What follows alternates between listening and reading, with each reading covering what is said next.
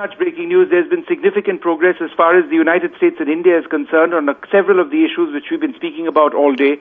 This is a joint statement in which both leaders, Mr. Modi and President Biden, have welcomed the completion of a U.S. congressional notification which pertains to Hindustan Aeronautics Limited getting into an agreement with General Electric for the manufacture of G414 engines in India. They will now work expeditiously, is what this document says, towards ensuring that India manufactures or General Electric manufactures these engines, jet engines, in India in collaboration with Hindustan Aeronautics. This is absolutely critical for our aerospace industry, I beg your pardon. These engines will be powering the next generation Tejas fighters of the Indian Air Force and of the Indian Navy, and it will provide our aerospace engineers the vital knowledge that they need to actually up their game potentially in the future in manufacturing India's own engines. Apart from that, there is clear mention, and I'll read from the statement over here. President Biden welcomed the issuance of a letter of request from the Ministry of Defense of India to procure 31 General Atomics MQ-9B Sky Guardian and Sea Guardian remotely piloted aircraft. These are the drones which we've been talking about.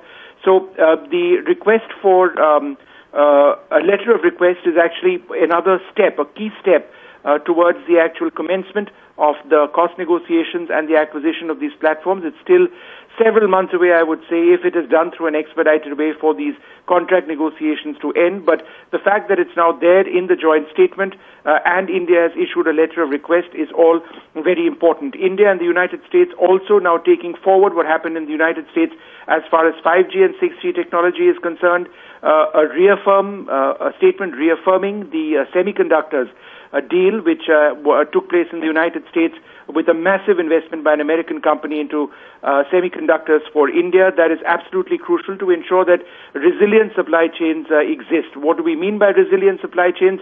Well, countries like China and Taiwan have dominated the supply of these conductors, of semiconductors. India wants to ensure that we get our sources from elsewhere. This is crucial for our IT industry. So these are just a couple of the points. There are more than 26, 27 points over here.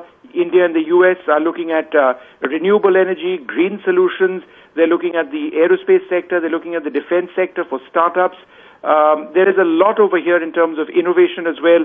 So this, and also health. So this actually takes forward almost point by point, and it's 29 points in total, point by point, what both countries had decided on, and it shows that India is now going ahead and progressing on these crucial deals and agreements with the United States.